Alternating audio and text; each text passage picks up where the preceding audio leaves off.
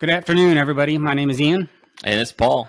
And we are back for episode 4, 5, 12 of the Surviving Central City podcast. Episode number 4. Yeah, feels like 100, but number 4. It feels like we started this in WW2, and it's just been this long, drawn-out campaign. And no, we're only on 4. But it's been a while. It's been about a month, almost a month, since we did our last podcast, because of all of the work and personal drama that we have happening at any given moment. Yeah. But I'll turn it over to Paul before I get off on a tangent. I'll turn it over to Paul to talk about what we're going to discuss today. Yeah, what's up, everybody? So today I kind of teed this up on social media a little bit, and so there's a quick plug for social media accounts that we have. If you don't follow us already, it's at Surviving CC on Twitter, Surviving Central City on Facebook, and on YouTube you can find us if you want to watch us.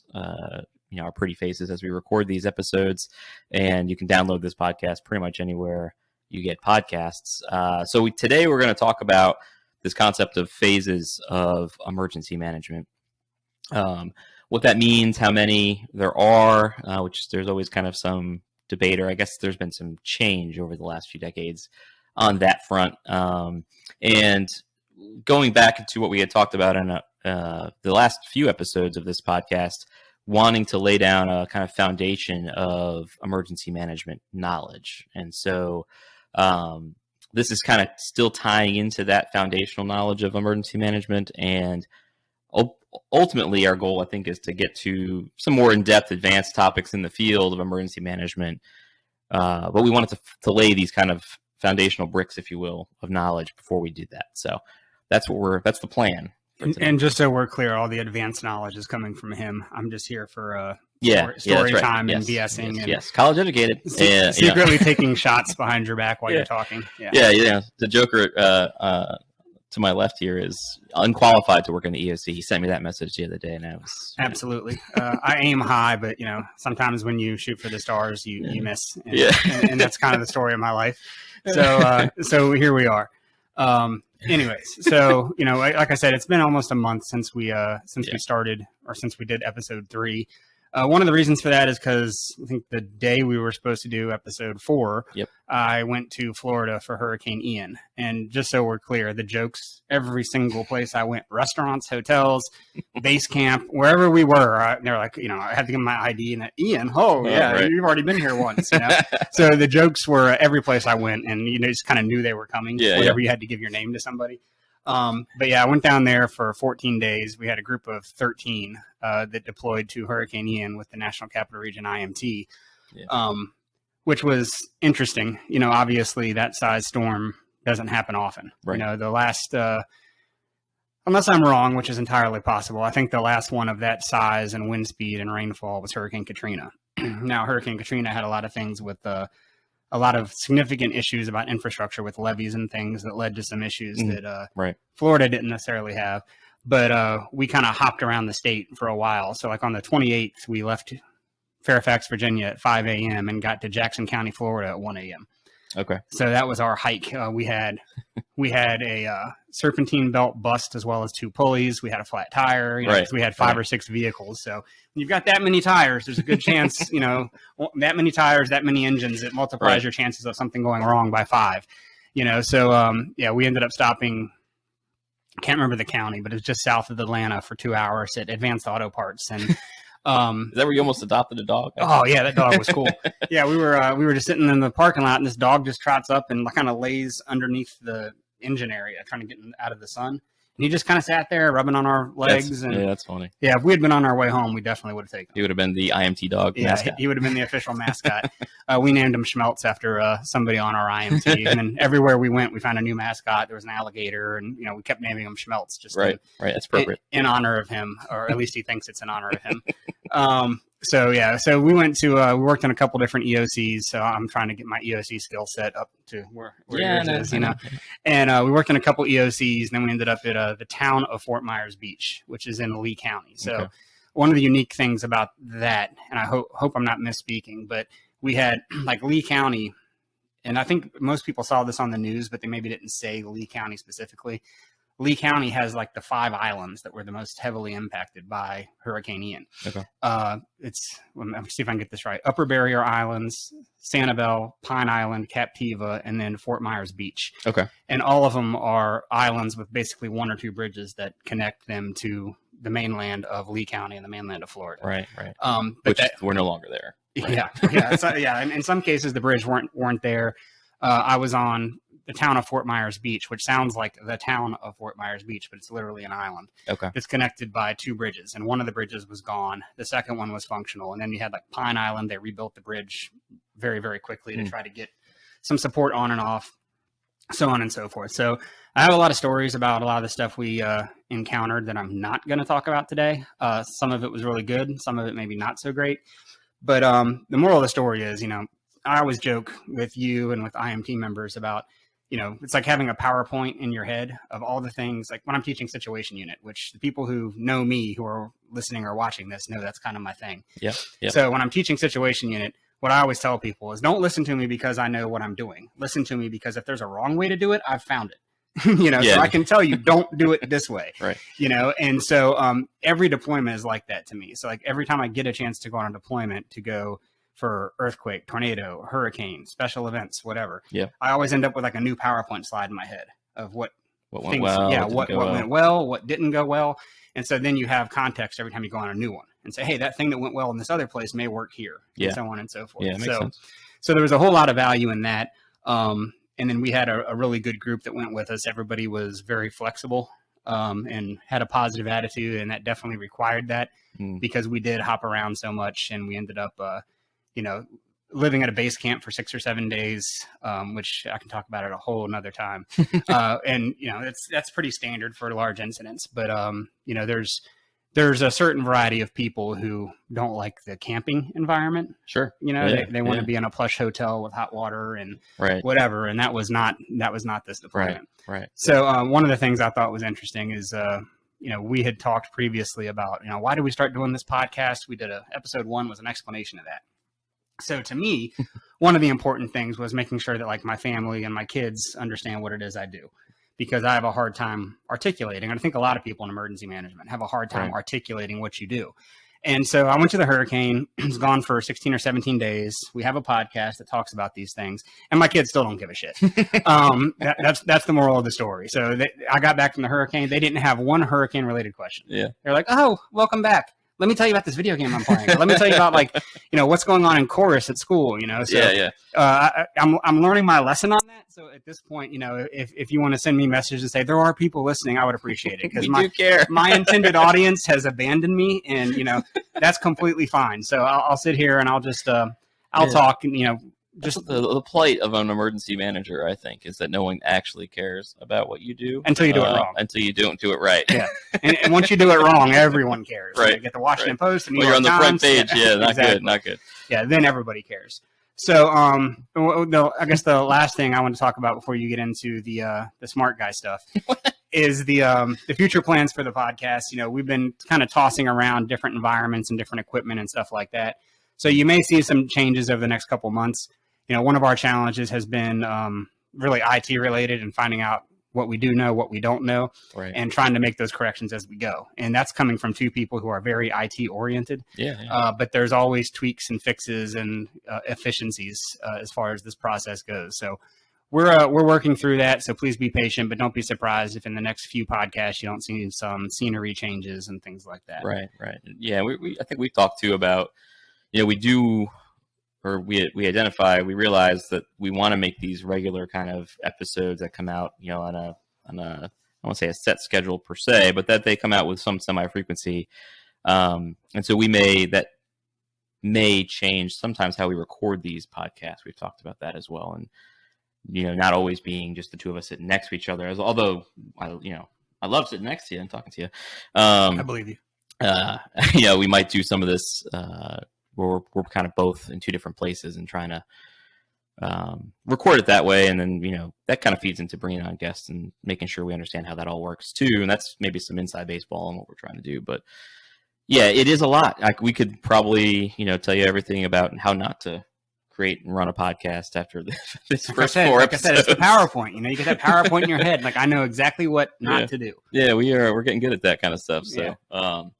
but yeah, all right, yeah, we'll get into what we wanted to talk about today, the phases of emergency management. And so there has been, I would say, since I can remember, when I started in the I would say in the field of emergency management within the fire department time I had in Stafford, there's always been this concept, or I've always heard of this concept of the phases of emergency management. And these phases, traditionally, there's four phases of emergency management. And those four are mitigation, preparedness, response, and recovery. And the intent around having these phases is to divide up what an emergency manager or emergency management would do when it relates to hazards or disasters, so that they can kind of chunk out what steps they would take, what plans they would write, how they would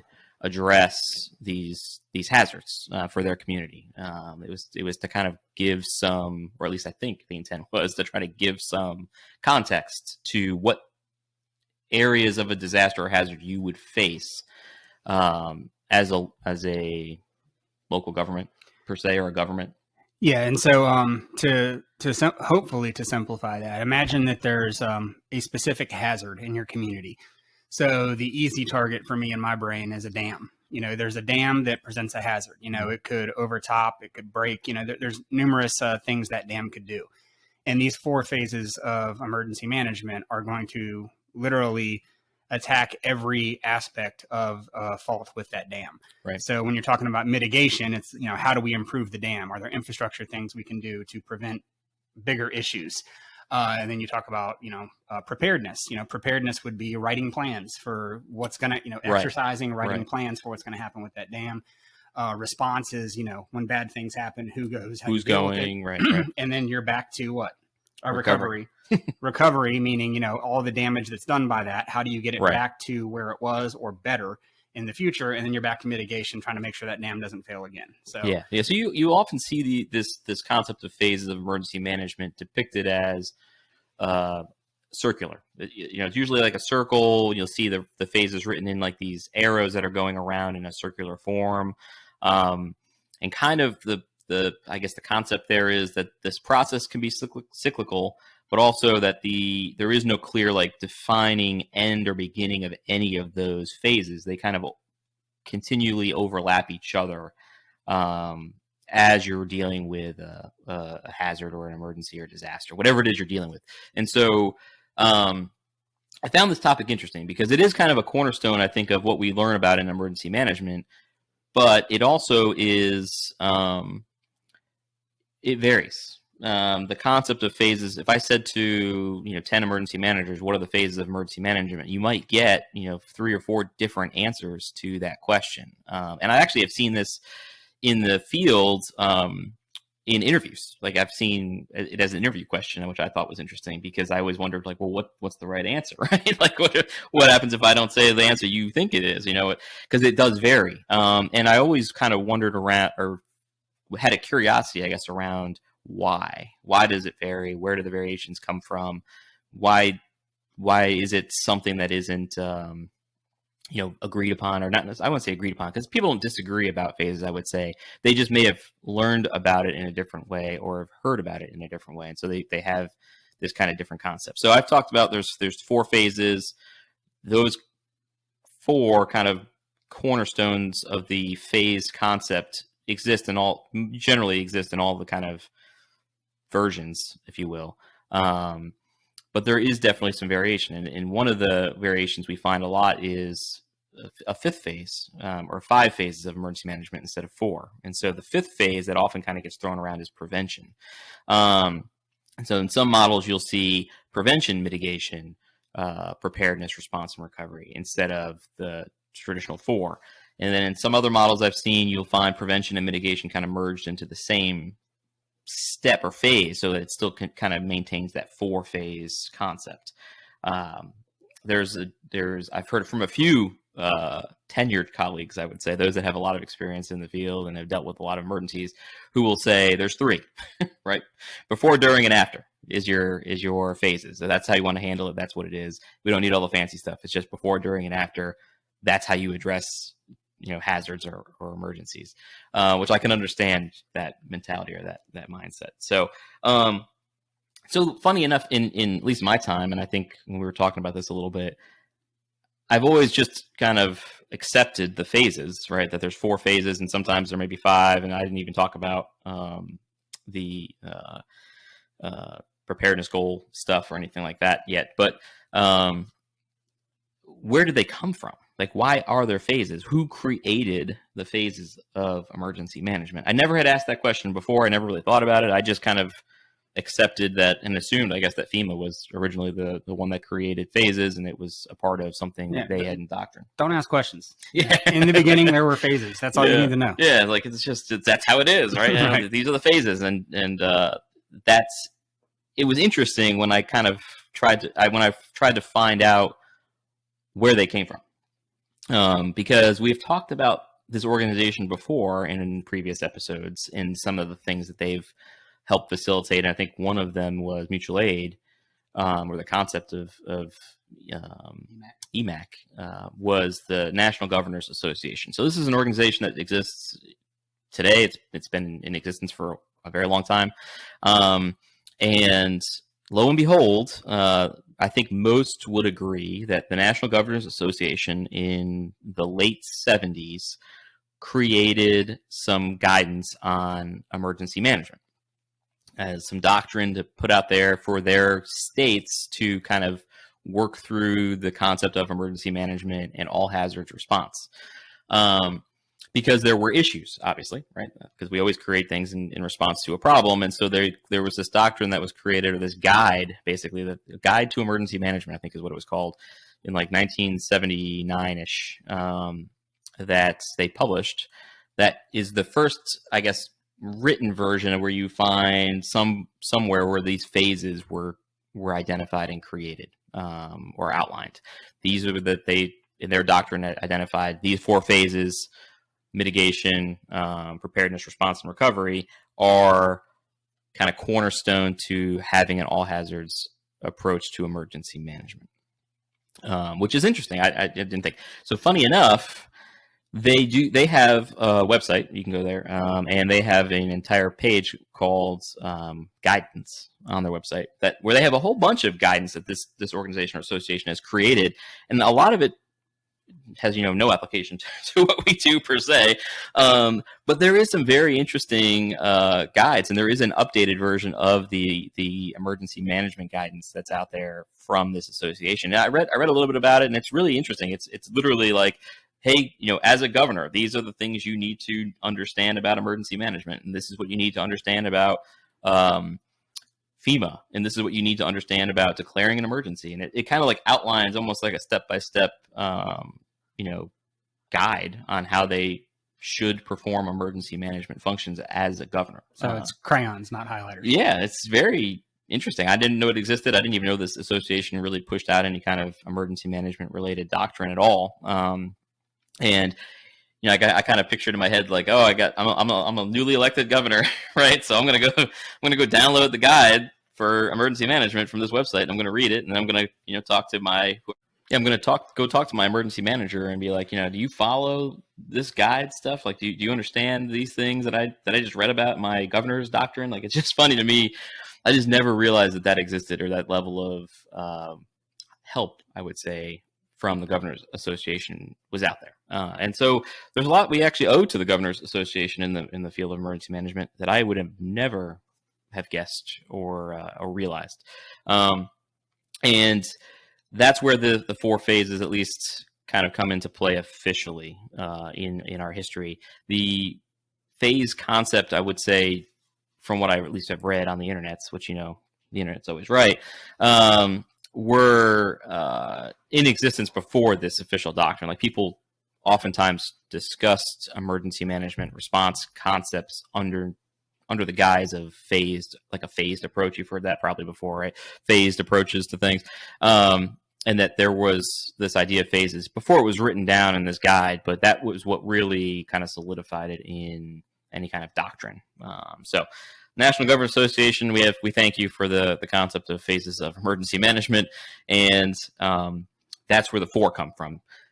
The interesting kind of concept around having more than 4 or 5, with a 5th one, prevention, I think is interesting. It's a little muddled. There wasn't really any clear, this is why there's a 5th, or this is where the 5th phase concept came from.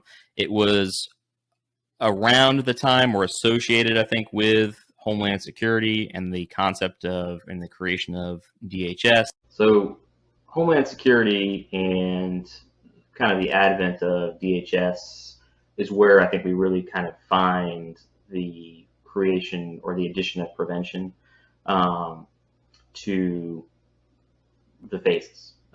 That you'll see, you kind of see it both ways. I've seen it, even still today, you'll see some of it referenced as the 4 phases with it beginning at mitigation, and then you'll see some where it's 5 phases, prevention's first, and then you'll see some where prevention and mitigation are merged, but they're still referencing both the concept of prevention and mitigation. So always my question with that concept is, well, what's the difference between prevention and mitigation? But they seem to be the same concepts.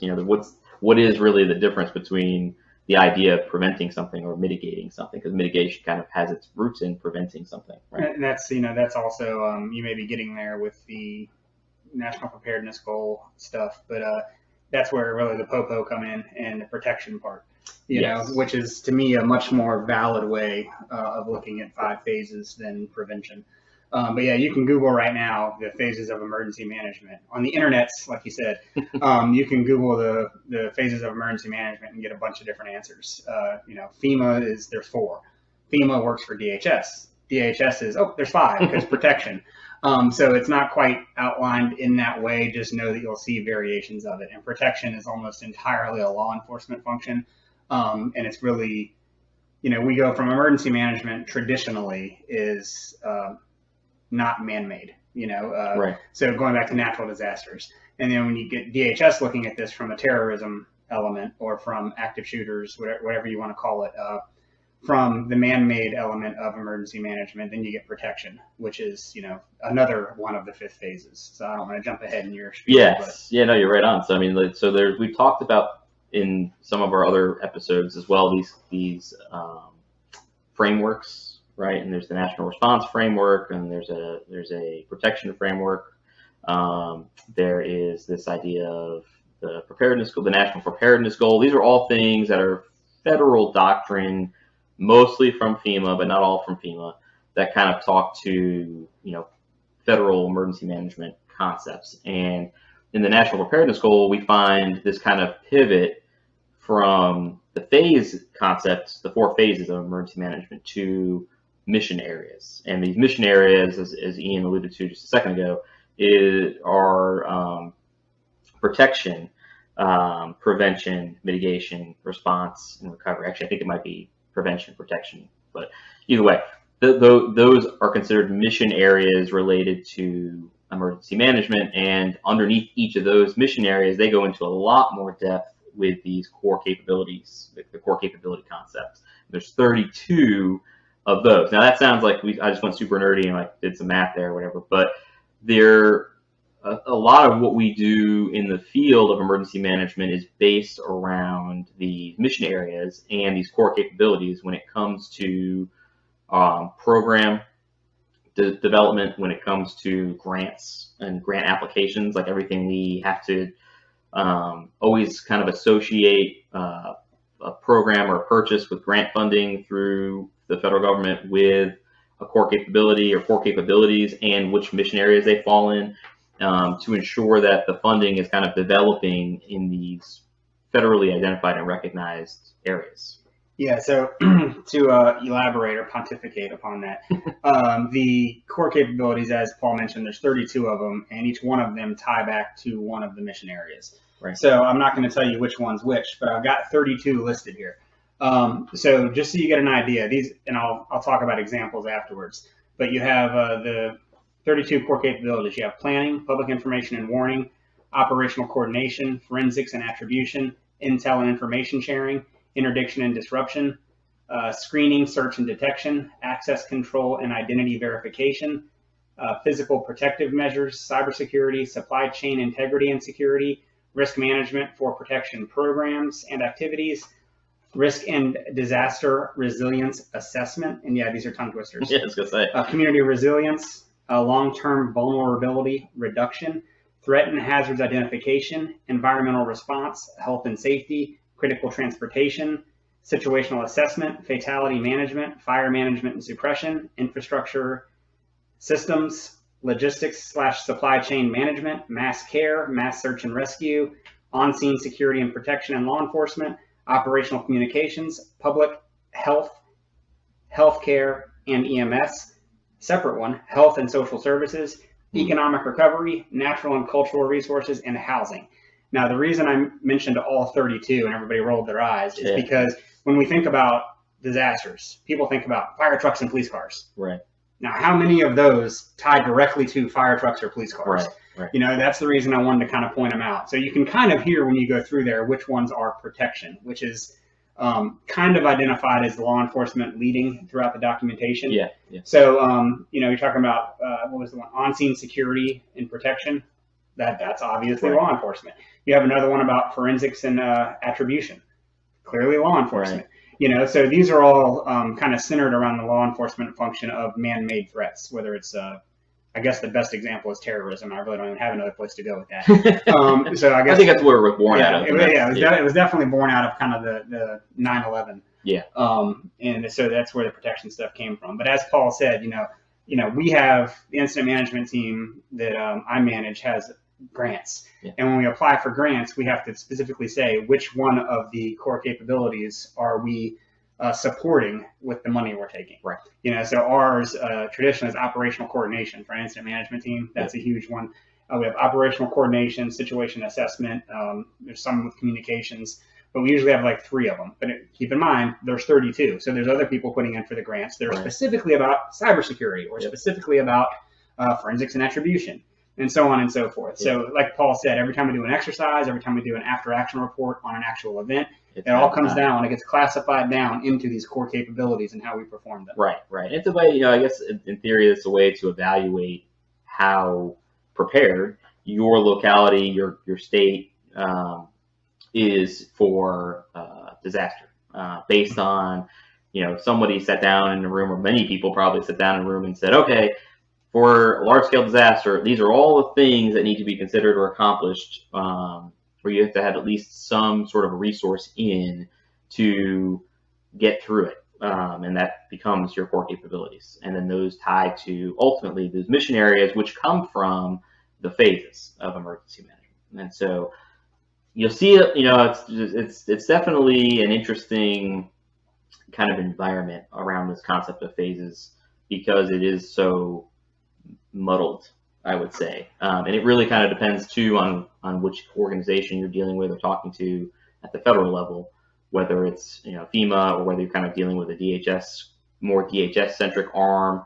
of FEMA, or if you're dealing with some other organization like the National Governors Association, something like that, where it's, you know, you'll find these very slight differences in the definition of the concept of phases, which is what we kind of talked about. So, can I jump in real quick? Yeah, sure. I want to reinforce, you know, this is something that I had another discussion with somebody yesterday. This comes up constantly in my conversations. So number one, I feel like it's important that everybody realize I make friends everywhere I go. You know, so I met a new friend when I was at a class a couple months ago, and he is on the Colorado Incident Management team. Okay. And the reason I'm bringing this up is because I want to reinforce that just because somebody has a fire or police background doesn't mean they're emergency management experts. You know, there's a lot of our emergency management people and a lot of people leading the charge in a lot of these areas that know nothing outside of 4 or 5, you know, core capabilities, and specifically response. Yeah.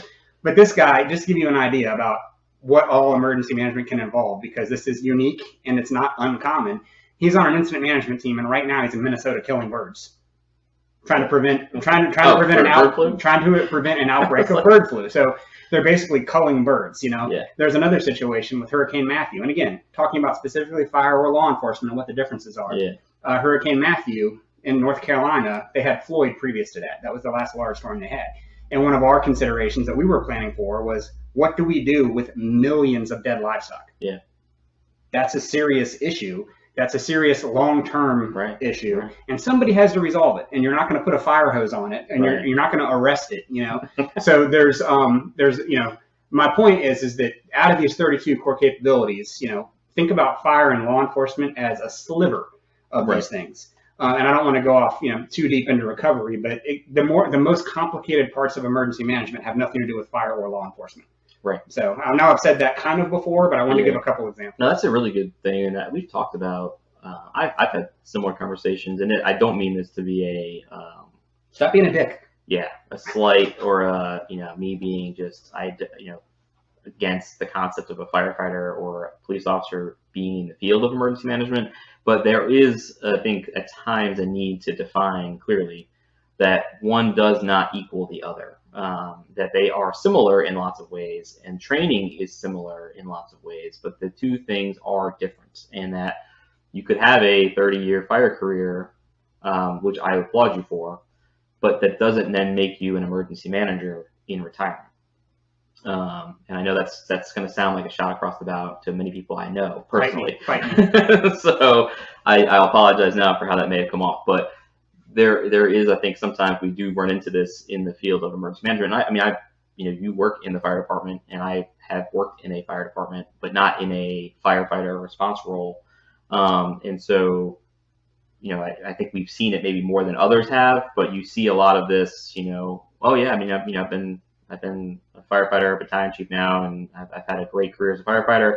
I'm going to retire early, and I'm going to go be an emergency manager in some small town in Florida. Which is by the way fine. And to your point, like the reason I was like fight me, is because the ones that I know, like the fire officers I know who have like degrees in emergency management, realize that. Right. They know like, okay, I have a degree, I want to be emergency management, but I have identified the things I don't know, and I want to get better at it. They're not walking into it. The bad ones walk into it and say, I've seen everything. Right. So bring it on, And that's kind of I think that's like the symbol of what we're like kind of pushing against. It's not all about response. And that's, I'll say that until I'm blue in the face, and I have multiple times. But the good ones realize that it's not all about response, and they're trying to broaden their skill set. Yeah, I get what you're saying. I think that's a good point too. Is we do know a lot that are in the fire service that will make good emergency managers. It just depends on how you apply it, and it's definitely understanding through your career that you need to go learn more about the other phases, if you will, of emergency management. And really, critical thinking, right? Critical thinking, strategic thinking, like those are really, I think, in relationship building. That's the one. Yeah, our key. That's the Paul Lupi model to, being an effective emergency manager. Forget everything else you'll learn. Trademark 2022. So you heard it here first. I did. I have lots of thoughts on that. I don't want to go down a rabbit hole either. I do, but I could. Since we're throwing stones, I'll throw another one. Can I talk about the relationship part of this? Yeah, sure. Yeah. So I always joke with incident management stuff in particular, is that I can teach my daughters who are 14 how to do any part of incident management. It's repetition, it's education, whatever. Yeah. The thing with emergency management, incident management, and all of it is relationships. Yeah. Anybody can look at, FEMA's documentation and your local documentation and figure out in general how things work. But when you're in the role as emergency management, if you have to tell people you're in charge, you already screwed up. Yeah. And that applies to a lot of things. But if you have to tell people that I'm in charge of this and I'm the expert, you messed up. You've already lost. You've lost the war. Yeah. And in this case, when you were talking about relationships, as an emergency manager, it's a customer service job, is what I always pitch to people. Yeah. And people have to recognize that you have the ability to help them, and they want to have to work with you. Or else you're literally just going to sit there, kicking the stone down the road, pouting and going, nobody wants to work with me. Right. They don't have any respect for emergency management. No, it's about the relationships and making sure that everyone realizes that what your value is and that you can help them. The minute you say, I'm in charge of this, I'm in charge of that, you lost. And you're going to lose me. If somebody in your office, which is emergency management, stood up in front and said, I'm in charge of this, I'd be like, I'm done with them. He'll swing. He'll take swings. Yeah. Because no one's in charge of anything. It's a whole community effort. And the emergency management organizations are facilitators of that. They're not the tip of the spear or the ringleaders. I would say it's probably one of the most misunderstood concepts of emergency management from this general public. I talked to a lot of people that think we in the field, like in our specifically in our agency in emergency management, that we respond like we're responders. A lot of people confuse us with the USAR team and think we're the ones that are going out the door, and doing search and rescue and all this crazy stuff. There's just a lack of understanding around the concept of facilitating, of providing coordination. I mean, it kind of sounds, to those that know and to those that are in the field, it sounds like common sense because you deal with it. But there's nothing common about sense. But the whole idea of being a coordinator and being a leader in that you're bringing people together that don't normally work together to solve a problem. And that sounds simple when I say it that way, and it's extremely difficult when you try to do it in practice. And I think a lot of times in public safety, you come from an arena of you're in chain of command. You have very clear authorities. Your fire chief says do this thing, no one questions it. You do that thing. You may question it behind the scenes, but you're going to do the thing. In emergency management in an EOC, if you're the EOC director, or EOC, whatever you want to call it, manager, or whatever it is, like to your point, you're not in charge per se of everything, right? You're just in charge of the facility and of trying to get those partners that don't work together to work together toward a solution.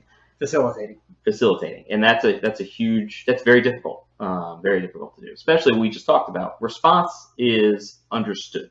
And you'll find in the field, a lot of people talk about, we're really good at response and we're not really good at any of the other phases of emergency management. We don't really do great work in recovery. We really don't do great work in mitigation. Maybe we do some varying good and bad in preparedness, I think. But response, it's understood. It's very well executed, generally speaking, and it gets done. But a lot of focus goes into response, and the other phases suffer from that. And part of that might be a lot of times because we are very public safety focused and public safety heavy, and that's where a lot of your response comes from.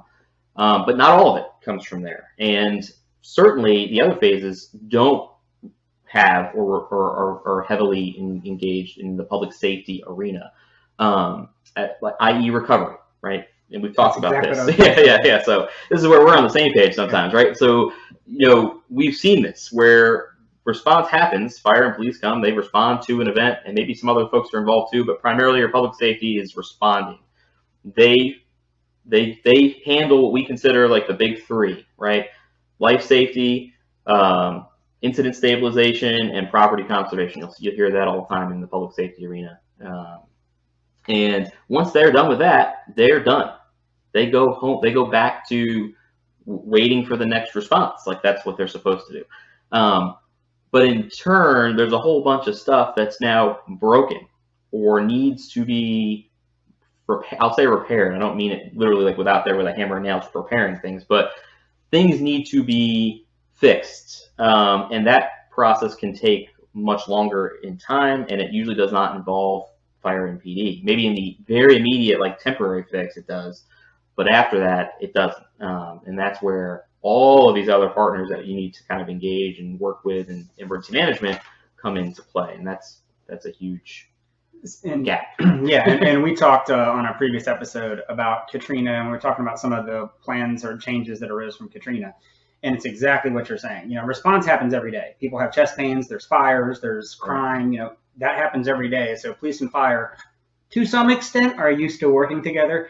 And I could go on about that, but I'm not going to. In general, they know how each other work. When something happens, they can manage it. They can make the bad thing go away, basically is the gist of it. But when I was reading through the core capabilities, I'm just going to, top of my head here, just looking at this list, housing is one of them. Yep. Natural and cultural resources, economic recovery, health and social services. I can go down this list, and about half of them have nothing to do with police or fire, which is back to what I was saying. And these are recovery, or like you were saying, repair. Recovery is like what these are focused on. And the important thing for emergency management folks to remember, and I think a lot of us forget it constantly, is that when your operation goes from response is over or starts trending towards recovery, it's a completely different set of people. Oh yeah. And those people oftentimes get ignored. Right. You know, so we're doing exercises for, you know, oh, we did a EOC exercise or an incident management exercise for a zombie infestation. Now, aren't we awesome? Isn't this cool? Right. And it's like, well, when was the last time you talked to the people who do natural and cultural resources, right, long-term housing, like all of these things that, you know, we talk to the response people, we coordinate all these things 100 times a year. And then the other people, like, they're lucky once every 3 years if they get an email. Yeah, and they probably changed hands, and you call them up and say, hey, we really need help in this arena, and we realize you probably are the one to bring in for this. It's, who are you? And what do you need from me? What do I have to do? Right, it's a Saturday. I'm not coming over there. Right. And so that's where the, you know, emergency managers come into play. So hopefully they're doing that work ahead of time. And that's the importance of understanding this concept of phases of emergency management and who the players are in each of the phases, and understanding that your plans, your policies, your procedures address in a kind of, at least are tied back to, I would say, the phases of emergency management at a high level, whether it's the 5, the 6, the 4, the 3, doesn't really matter, as long as you're considering that there is more than just response, ultimately. And I think that was really, to kind of tie it all the way back around, the intent of the National Governors Association was they realized that very thing, that there was not a lot of discussion and resource put into, at a government level, into these other areas that relate to emergency management, in that there was mitigation stuff and the governors weren't really familiar with that. There wasn't a lot of legislation around it. The idea of preparing your community, the idea of recovery weren't heavily recognized. And so hence the 4 phases. And then terrorism comes into play, and hence the 5. But that's ultimately, I think, we kind of came full circle now with our discussion on the phases. And I didn't dive into like what the phases actually are. I think we kind of talked about it a little bit, but in general, we were saying mitigation is really the idea of putting things in place either before or after a disaster. Like either you learned a lesson and you're going to do something about it for the future, or you're going to put something in place because you know it's a hazard ahead of time. And I'll use the example in Fairfax where we built a levee. We built a levee to help prevent flooding of a community that was seeing frequent flooding. So this was reactionary. Due to, you know, heavy rain, and so the levee is a mitigation effort to help prevent, if you will, or protect the community based on the flooding. Preparedness is the idea of trying. A lot of times you'll see preparedness in the realm of personal preparedness or preparing your community in things like having, you know, a kit at home or resources at home so that you could self-sustain for many days after a disaster. And so you don't become maybe a part or a victim of the disaster because there isn't enough resources to respond to all the emergencies because of the disaster. The response is pretty straightforward. That's physically the response that's happening because of the said disaster. Often public safety heavy, but not always. It's not just public safety. We do have other partners that are involved in response to a disaster and that work through, I would say, temporarily putting in place fixes to problems that were created by a disaster. And then recovery, which is longer term. How is your community, how is your locality actually recovering from the disaster? Things that were maybe broken because of the disaster, not just physically, but economically broken, or how are they repaired and brought back to, like you said, either brought back to where they were before, or they're better than they were before. You know, there's a lot of debate, I think, about the concept of building back better, what that really means. But at the very least, you have to restore a lot of things after a disaster. So there you are. That's the 4 phases. Can I talk about one that affected me recently, about a misunderstanding that? Yeah, sure. I'm all ears. All right. So. Did I do it? Is it me? No. Okay. No. I'm not going to name names. I want to very badly, and some of the people watching are going to know exactly what I'm talking about. Yeah. But I had a conflict. I know that's shocking to you. That's very. I had a conflict recently where you were born in conflict. I really was. Yeah. I was born angry and picking fights. But I had a discussion recently with someone. We were talking about planning, and they were saying, well, you know, you're in the fire department, so, you know, any plan you do is a response. It's in the response realm, in the response phase. Yeah. But I wanted to point out, you were talking about preparedness. You know, the element of planning, training, and exercise, all the things that, right, you know, fire, police, health department, emergency management, that everybody does is a preparedness effort. Response is carrying out those plans. Right. All right. So I just wanted to point that out because I had to basically tell a person in front of their boss that they misunderstood all of emergency management. Because they were saying, well, that's a response plan, therefore it's response and it belongs to you. And it's like, okay, well, I'll do whatever I'm asked to do. Right. You know what I mean? Right. I get paid the same regardless of if it's right in this plan or doing this, But there was that was a person who's been around for a long time. Yeah. And should know significantly more about this stuff than they do. And in this case, we've talked about all these blend together, but I just want to point out like training and exercise and planning and the facilitation of plans belongs in the prepared. If you're doing that during the response phase, you're in big trouble. Right. Well, and to be fair too, like incident action planning is different. Yeah. than we can do a whole show on planning. Yeah, we could. Yeah. I have thoughts. So, is there anything else that you want to make sure we hit on today before we? I was going to throw another stone. I said earlier, and I didn't throw the stone. Maybe I'll reserve it. I was going to say, and this isn't again not meant to offend, but it will. As much as we kind of hammered on response and public safety and our partners being not holistic in emergency management per se, on the other flip side of the coin, I do feel like too there is a gap between if I go and take all this training or I go and get my degree in emergency management, a master's degree in emergency management, am I really ready to be in emergency management or in an emergency manager? Is it enough? Is just the education enough to have it? And I would say no. I would say that the education is great and it can help certainly give you foundational stuff like this podcast does, and then you can just save yourself $30,000 and just listen to our episodes, but a year. But the concept of getting a degree is good, but it is not enough. And I hope that it makes sense. I do a lot in the realm of internships and bringing on interns to apply what they learn in the classroom or read in a book to the real world and how things actually function in a locality. From my perspective, to be fair, but I think that is an important thing also to kind of understand, hopefully, that, no one thing is enough, right?